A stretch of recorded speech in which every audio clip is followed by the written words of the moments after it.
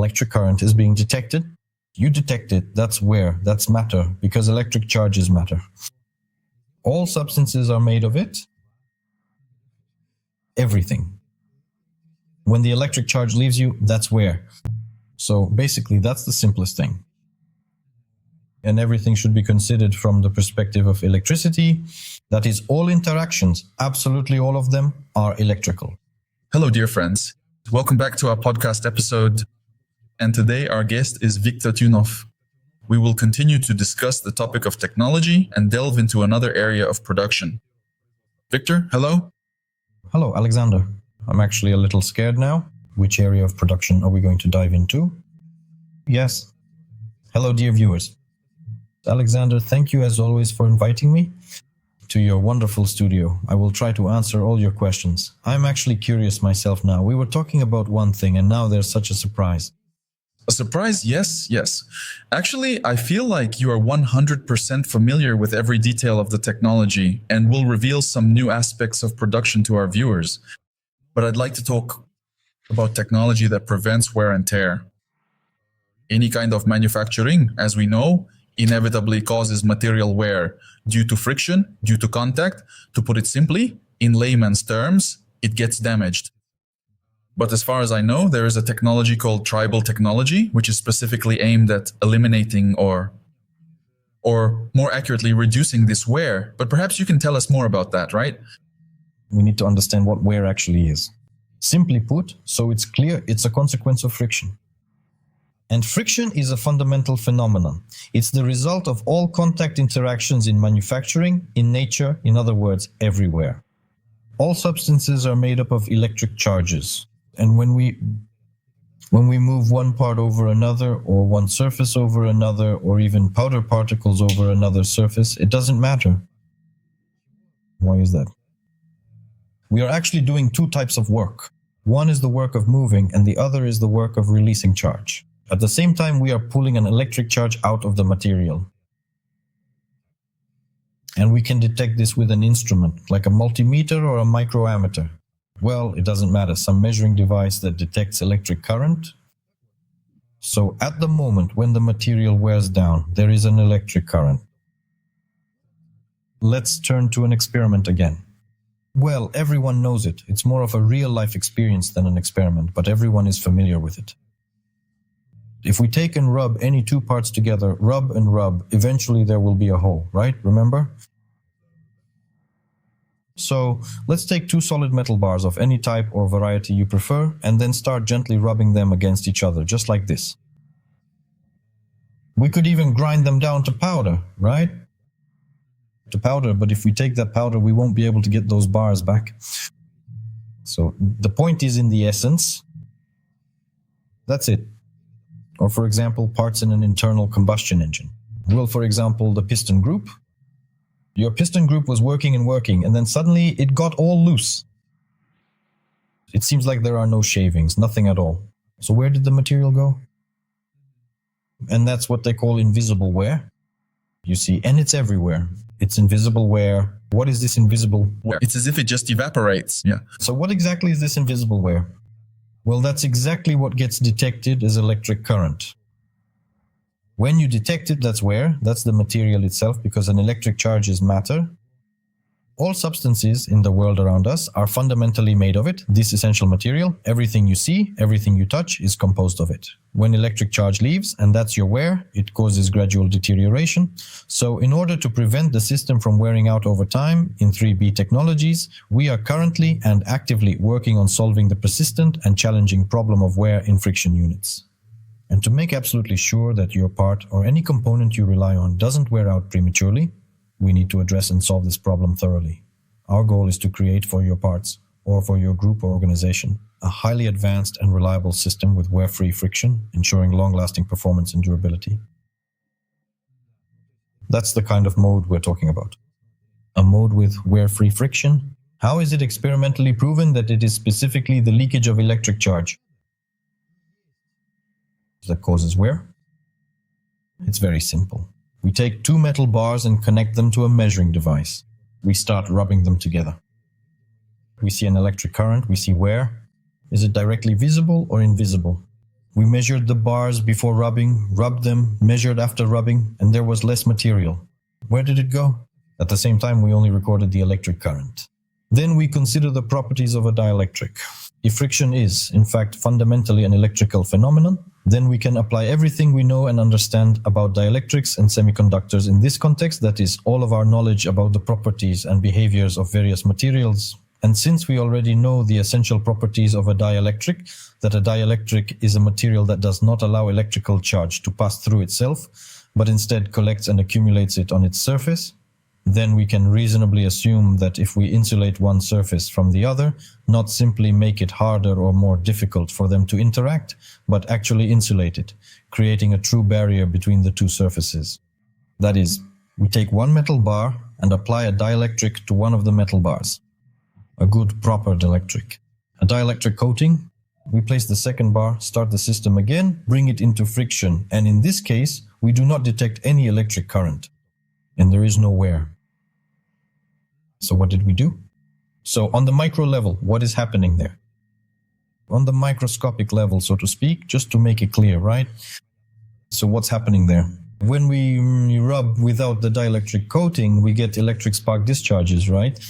Well, electric spark discharges are just one of the manifestations. And at the same time, we also get an electric current. We detect it with an instrument, right? That's it. What does that mean? It means that the conductor fully lives up to its properties. That's why it's called a conductor. It conducts electric current. Since all substances are made up of electric charges, when we pull out an electric charge, we either get an electric spark discharge or we send it to the ground, right? And detect it with instruments. But if we cover one surface with a dielectric and then start moving the other surface along this dielectric, creating friction, the charges that are pulled out from the upper metal bar end up on the dielectric.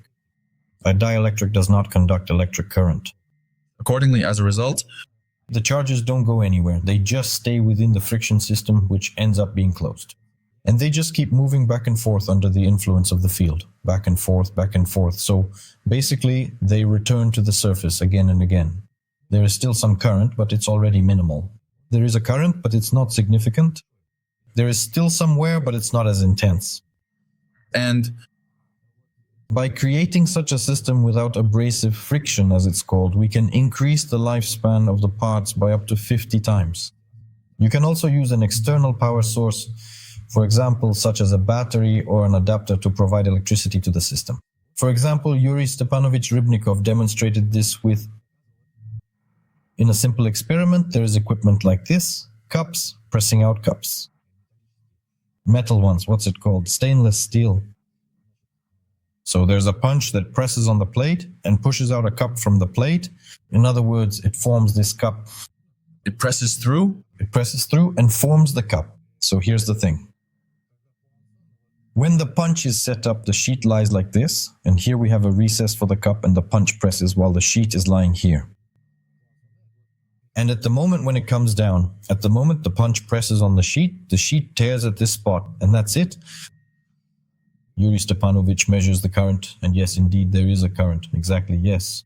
So he applies a dielectric coating to that spot, the place where the cup is formed, the punch starts pressing, and the electric charges are now distributed not along the conductor, but along the dielectric, and they settle back so it doesn't tear anymore.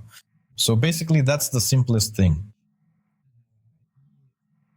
Everything needs to be considered from the perspective of electricity. That is, all interactions, absolutely all of them, are electrical in nature. If you look at things from this perspective, you'll gain a better understanding. For example, you can understand how a microchip works. Not how it's made, but how it functions. Why semiconductors are used there. In other words, why semiconductors eliminate the gap. So, for example, to charge a battery, we don't just connect it directly to the mains, but through a device.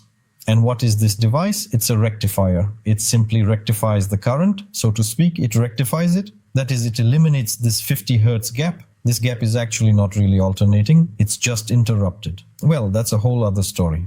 That's a separate topic. Yes, a separate topic, right? Exactly. It simply removes this gap and, so to speak, rectifies it. Straightens it out, right? And we get direct current. That is, it turns so-called alternating current into direct current. And we Eliminate it. It eliminates the gap. Ah, yes. That's all it does. That's all it does. It does this with the help of semiconductors. Why? Well, take a look at the structure of a semiconductor. In Yuri Stepanovich's table, you can see the structure of a semiconductor. And it's clear there. Why does it eliminate it? Why is it a semiconductor? That's an interesting topic. But here, we're not working with semiconductors. Here it's better to use dielectrics. Although semiconductors can also be used in solutions for eliminating wear. But the more classic case is when you have two rubbing surfaces that wear out. In one of our podcasts, we talked about a machine where the rollers, yes, they wear out. And in that case, you would need an external power source. You wouldn't need a coating. A coating won't work there. The pressure is too high and so on. The coating is soft and it would just get squeezed out. So it's solved differently in that case. What I'm trying to say is that there are actually a lot of solutions, and everything will depend specifically on your particular task. What exactly happened in your case? Well, right here you mentioned that efficiency depends on your specific goals, that for different goals there is a different kind of efficiency. If we're talking about our technology, about this particular technology, about generating electricity from epoxy powder, about how the epoxy powder passes through a specific device, and the friction process is exactly what causes this energy generation, then why not use already known methods to reduce this wear and tear? For example, oils, lubricants, or other well-known substances that are commonly used. But that's exactly what is innovative about triboelectric technology. Well, what we actually need is the destruction of the powder. That's why it's only through this destruction that we extract an electric charge. And so, if only we could reinforce the unit we have. The compressor, it's a weak point, a weak unit, friction, but again, we don't have any piston groups there. It's a screw-type compressor, so there's really nothing much that can break, except for the electric motor. The electric motor, but this technology, this coating can be used in the slot insulation of the motor. This will undoubtedly and significantly improve the overall quality, especially when compared to those traditional paper materials that are currently being used in similar applications. If we make the base insulation using our advanced specialized coating, the motor will definitely last much longer, providing enhanced durability and reliability over time. Also, our innovative dielectric coatings can be applied directly to the screw itself, the very component that is responsible for performing the compressing action within the system. You can apply it there because there is still ongoing interaction with air and friction, which can cause wear and tear over time. And for peace of mind, so to speak, we can treat this screw with our coating and it will already last a long time. But this way, with the additional protection, it will last even longer, ensuring optimal performance and longevity for the entire mechanism. That is exactly why we will, without any hesitation, definitely utilize this advanced technology right here in this specific situation. And in any case, I am personally aiming to apply it at the power plant facility because, in fact, that is actually its very first and original intended use. We still have a lot of work ahead of us. There may be some other components as well. Maybe we'll improve it further somehow. Maybe we'll make it smaller. Maybe something else. Well, that's basically it. Am I correct in understanding that the peculiarity of production, or rather not even production, but energy extraction here, comes down to the fact that the known materials for preservation or for preventing wear of certain parts aren't quite suitable because of the unusual nature of the technology? So if they're designed to preserve and protect all the parts as much as possible, here, as you mentioned earlier, everything is actually based on destruction. And that's why it's contradictory. So what's needed here is an unusual technology. I see. You're worried that the tribo generator itself might wear out because of the powder. Yes. The contact between the parts, the powder particles. So that's why this tribo pair was selected. That is an electron donor and an electron acceptor.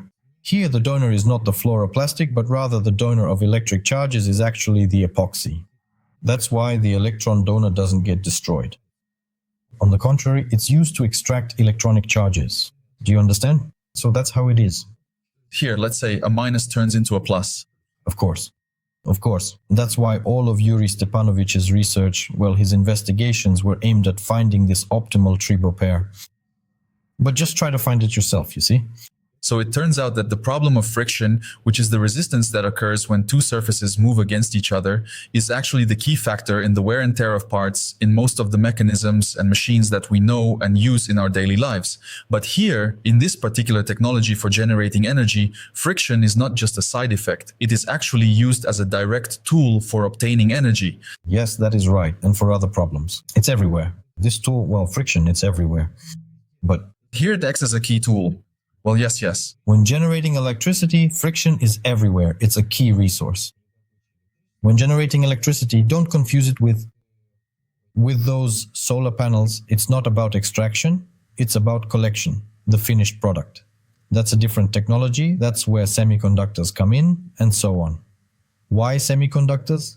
Well, again, just look at the structure of carbon and you'll understand why they use carbon. And yes, why is lead used in batteries?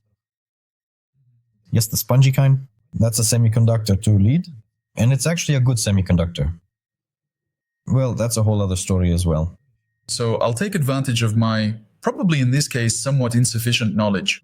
But from the perspective that I do understand, I'll ask this question. From what we learn in school, it's known that friction, the contact between two parts, always leads to an increase in temperature. With the increase in temperature, of course, some substances evaporate and some become more brittle. Now, the technology, specifically this Tribel technology, takes all these aspects into account, because as I understand it, when the powder moves through the system during friction, temperature also rises in the same way. Of course, as we mentioned earlier, it is regulated by the internal ecosystem. But one way or another, there are some temperature-related disadvantages in the Tribel generator itself. Yes. This is also taken into account. It is all controlled, and in the same way, it does not affect the extraction process. Here, the main issue is more about preserving the material, about preventing the parts from being damaged by overheating. Here's the thing. So, with the Tribel generator, if you don't properly remove the electric charge, you end up with melting of the powder particles. Yes, melting, specifically melting on the current collectors. In other words, the current collectors, roughly speaking, get coated with epoxy and stop working. They stop collecting electricity. Yes, exactly. That's why you need to position the current collectors correctly. As Yuri Stepanovich used to say, learn how to collect electricity. So, another secret of the 3G generator is the placement of the current collectors. If you position them correctly, the powder won't melt. But if you position them incorrectly, then of course there's heating, but they melt right away.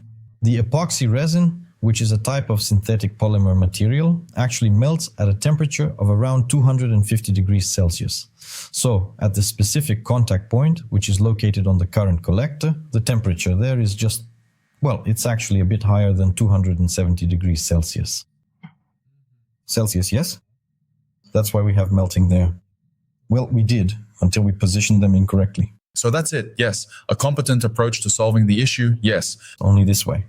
Yes, the temperature is there, it is. But if it's done incorrectly, and if it's done correctly, then everything is distributed properly. Because what is temperature, Alexander? Well, it's the release of energy. See, and again, there's no energy. Definition. It all comes down to the simple fact that we are using words, terms, or expressions that, quite frankly, have no clear or established definitions at all. That's all there is to it, really. I think that at this particular point in our ongoing podcast discussion, some of our viewers and listeners will definitely and quite understandably have this very important and interesting question in mind. If we are currently talking about the process of maximizing the durability and longevity of various components, specifically about their absolute maximum possible wear resistance, can we, in this context, also talk here about the so-called perpetual motion machine? That is, can we discuss the idea of creating truly eternal, everlasting components whose wear and tear is reduced to a level that is as close to zero as possible, or perhaps even completely eliminated? And is this some distant, or maybe not so distant, but a potential prospect, or is it a quite possible real scenario? Yes, I understand the question. Well, look, in our case, how should I put it? The system basically doesn't have any wear except for one component. I'll repeat myself again. It's the compressor component. 1 point. Yes. It's that 1 point which is the weakest. Everything else is air and powder with air. The powder is not abrasive. It's not sand. It can't sandblast, so to speak. It can't destroy the surface, because the surface is simply harder than the powder. This also needs to be taken into account, and hardness works in such a way that to combat wear, they just made it harder, and that's it. It's not like an electric train where you make a protection, confirm it, and that's it. It works and works, and if it breaks, you just replace the part and move on. But here, it's not about hardness. Here, we have powder and all the parts that are harder than it. So this powder isn't capable of wearing anything down, especially since its electric charge is constantly being taken away. And it only gets restored in one specific unit. And basically, if your system is grounded, it works both ways. It works for discharging electric charges, for destruction, and also if there are enough charges present in the ground to compensate for the damage to your grounded equipment, then it can partially recover. But as a rule, it's usually more about destruction. So if you ground your equipment, well, obviously it's done for technical reasons, so you don't get shocked and so on. By the way, all machines too, as well. Lathes, CNC machines, they all get grounded. Even washing machines are grounded. So that charge doesn't accumulate on the surface, otherwise you get shocked, the charge builds up on the surface, and you get an electric shock. Where does it come from anyway? Well, it's because there's friction everywhere. You're pulling an electric charge out of something. It doesn't just appear out of nowhere. You're extracting it from something. Just like when you run a comb through your hair, you get a charge. Whether it's static or dynamic, that's another question. But where did you get it from? You got it either from your hair or from the comb. You see? I just had an interesting thought. And in the process, you damaged either the comb or your hair. So basically, whatever you pulled it from, that's what you damaged. That's an interesting question. It's a bit off topic though. Maybe they'll leave it for later. If someone runs a comb through their hair, pulling out electricity, can we say that the person has discharged themselves? Yes, exactly. Absolutely. Anti-stress. Comb your hair, relieve the tension. Relieve the tension. I have a question, which is probably more about the collaboration and interaction between different scientific and engineering fields, especially when it comes to applying advanced coating technology and also maintaining or improving wear resistance over time. From our school courses, we know that some mineral extraction technologies use what are called bucket teeth. These are metal equipment and machinery components that, when coming into contact with something hard, gradually wear down the teeth, so to speak. Now, can this technology, which is designed for preserving surface quality and improving wear resistance, be applied not only in a closed, controlled system, where temperature and the entire environment are carefully regulated, but specifically in such open technologies and real-world conditions? Thank you very much for your attention. Out in the open air? No, it cannot. Yes, the technology of coating, specifically speaking. In this particular case, we tried coating the teeth with dielectric coatings and also with ceramic coatings. Well, we did the coatings and basically knew it wouldn't work. Just to be sure for ourselves, yes, to confirm for ourselves that it definitely wouldn't work. That's it. The thing is, the teeth of an excavator are made harder because they work in such an environment. So if we apply a soft coating there, it won't solve anything. Absolutely nothing at all. A completely different approach is needed here. This is where you need to dive into material science. You see? Material science. Maybe look into making some kind of alloy. So if your goal is to preserve the teeth on an excavator bucket, then you need to go to a material scientist and see how all of this is already known. It's all been tested experimentally already. Just take the best alloy that is the best metal, use it for these teeth, and that's it. They'll last longer than the ones currently offered on the market. That's 100%. But it will cost more. Well, yes, everything here is produced. It's great here, but then you also have to extract something that would justify it, in terms of the economy here. So, for example, with coatings, or people have come to us about this, I say, well, it's a matter of materials, but we can solve this problem. We can turn to materials, science, develop alloys, all of that. Study it, approach the issue, and practically solve this problem. Yes, solve this problem, but it will cost money, and most likely it will not be economically viable. Well, let's say for the person who owns the excavator, generally who benefits from wear elimination. It benefits the end consumer, basically private individuals, right? Yes. So, here's a person who bought himself an excavator to work with. Well, people hire him by the hour to come and dig a hole, and his excavator teeth wear out. He comes in and says, "My teeth are wearing out, I need a coating, I need something done." We tell him, yes, we can do it, just like I explained to you now, but it will cost a different kind of money. Are you ready?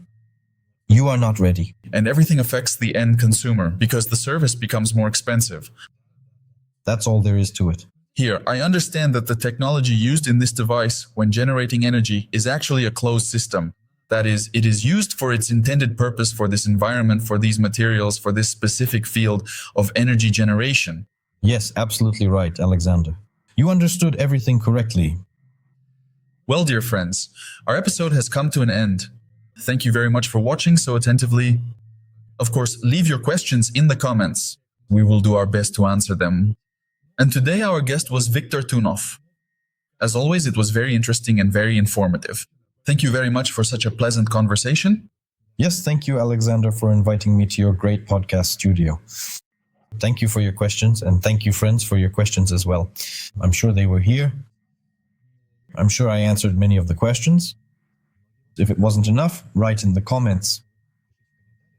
Leave any other questions you have in the comments too. I think Alexander will definitely invite me again. Yes, of course. Well, I'll say goodbye for now. Until next time. See you in the next episode.